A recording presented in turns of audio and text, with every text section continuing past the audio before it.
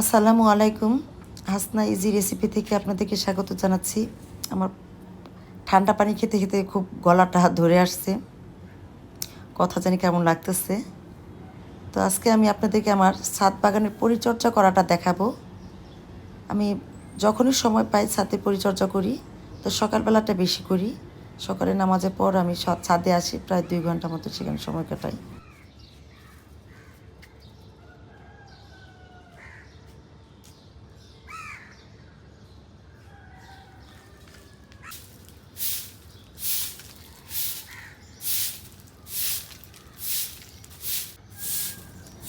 আগে লোক দিয়ে আমার বোন ঝাড়ু দেওয়াতো, কিন্তু আমি প্রতিদিনই অল্প অল্প করে সকালবেলা ছাদটা ঝাড়ু দিয়ে পরিষ্কার করে ফেলি।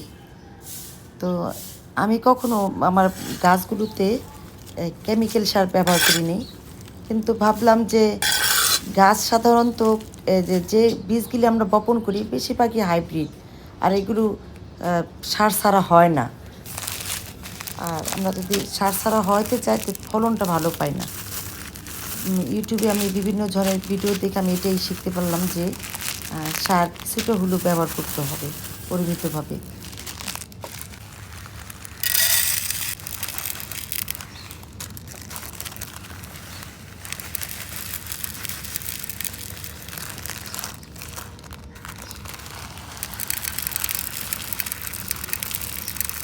আমি এই 1 প্যাকেট ইউরিয়া সার, 1 প্যাকেট টিএসপি, আর একটা দাম কী সার বললো যেখান থেকে কিনছি সেটা আর কি তারা দেওয়ার নিয়মটাও বলে দিল।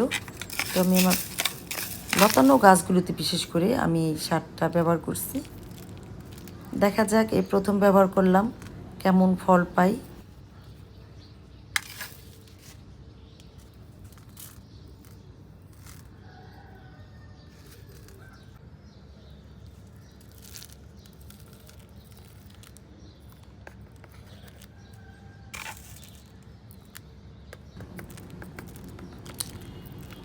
এই কিছু সবজি আছে গ্রীষ্মকালীন, যেটা মে মাস বা জুন মাসে বপন করতে হয়, কিন্তু সেটা আমি আগেই বপন করছি, যার জন্য প্রচণ্ড গরমে গাছগুলো ভালো মতো হইতেছে না। তো কিন্তু মাটিতে এগুলো অনায়াসে হয়ে যায়। এখানে আমি যে লাল জাতীয় যে সারটা দেখতেছেন, এটা পটাশ। যারা জানে না, আমি আর কি তাদের উদ্দেশ্যে, আমিও জানতাম না, অন্যদের ভিডিও দেখে আমি শিখেছি।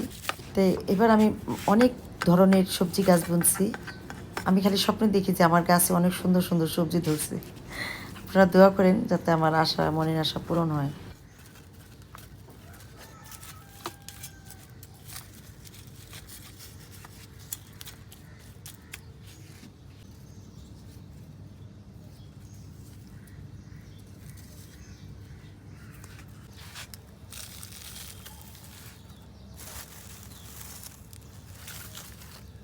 এখানে আমি এই জৈব সার ব্যবহার করতেছি। গোবর সারটা খুব প্রয়োজন, কিন্তু গোবর সার পাই না।